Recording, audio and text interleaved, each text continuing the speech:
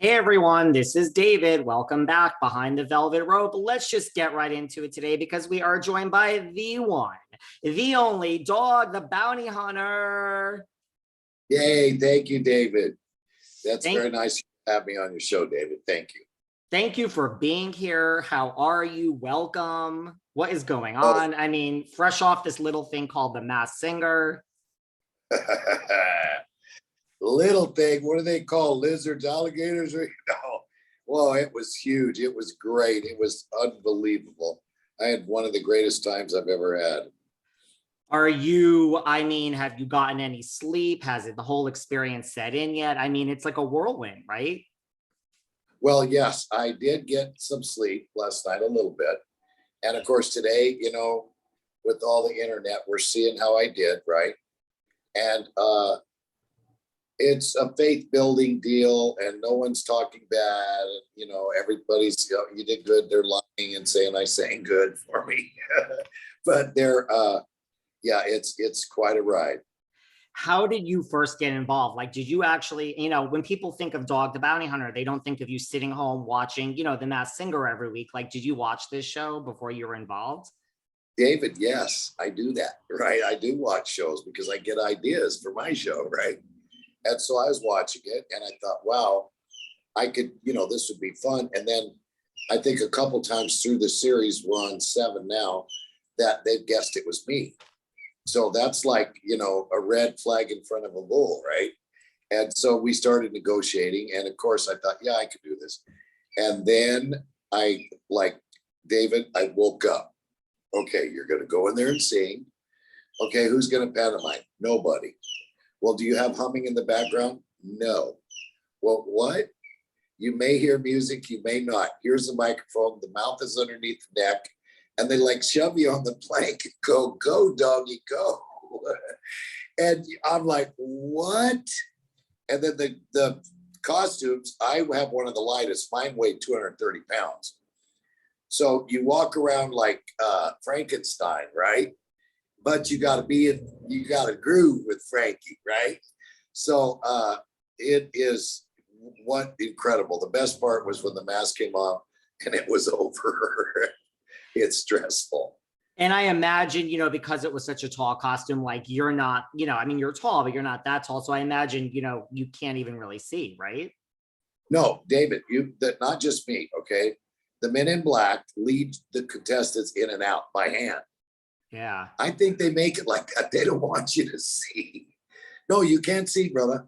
All the senses are cut off except for smell. And you're in they had me 4 or 5 layers of clothing, a jumpsuit for protection, blah, blah, blah. And it is 110 degrees in there. You can't, how your eyes fog from wearing shades? Yeah. It is fogging, So you have to believe in God, rely on what talent you got, and just let it all hang loose. You got to do that. Wow. Well, listen, you look at like Secret Agent Man. Okay, like that seems like, a song that's on brand for you. Right. But then you look at like Amazing Grace. I mean, you brought Nicole. Did you ever think, even 3 months ago, that you would bring former Pussycat doll Nicole Scherzinger to tears? No, and she's a Hawaiian sister. But I am obligated, David, to do that because of my faith, right? So I asked him, Fox, and these are networks you deal with, okay? They got to watch it. And I said, do you mind? They're like, no, that's fine. And so one of my mom's favorite songs was Amazing Grace, where I could show my faith, right? And it was just, I was glad. I asked God, please let him feel it when I sing it.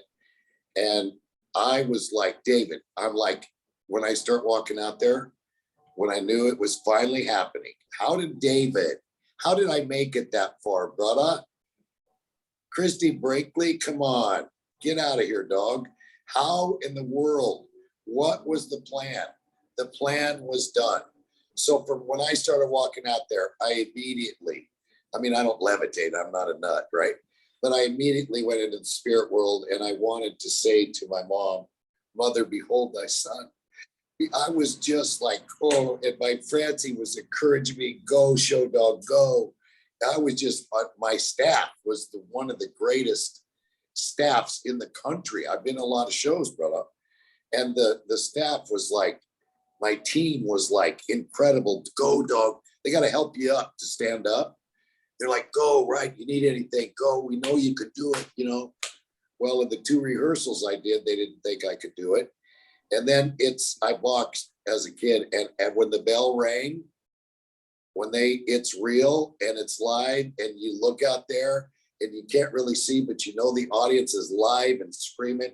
And all of a sudden you see lights and all of a sudden you're alone and you got to make those people cheer and love you. And, you know, David, it is incredible. It is really something. And you are really shocked, like as you see like a Christy Brinkley go home, like you really are shocked at how far you got? Oh, yes. You know, I one of the things, let's say, that I really don't do is singing. And so the singers are used to performing like that. They're singers, right? It's like to stand up and do comedy. You know, I'd get booted, right? So they're professional singers, and I never have done that. Did you know you could sing this good? Like, to your point, and I don't think people look at you or, you know, think of you and say he's a singer, but I mean, did you realize, you know, like, where did this voice come from? Because I think it shocks a lot of people. David, you're just being nice to me. You know that it wasn't really that good. You lasted a long time. Yes, yes. And we threw out more clues than we said. We're throwing out everything we got, the kitchen table and sink. We're going for it. Every clue, you know, this is called throwing a shaka in Hawaii. I threw 5 shakas, you know, of the songs, just walking the dog. I mean, everything we did, because I had been guessed, like I said, a couple times. So I was thinking, wow, if we throw it all out there, they're not going to guess again and be wrong. They got to be sure.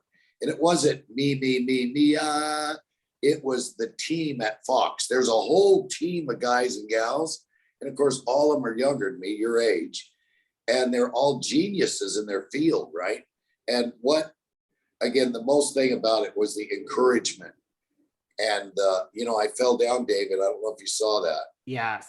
But my life went to heck right at that second.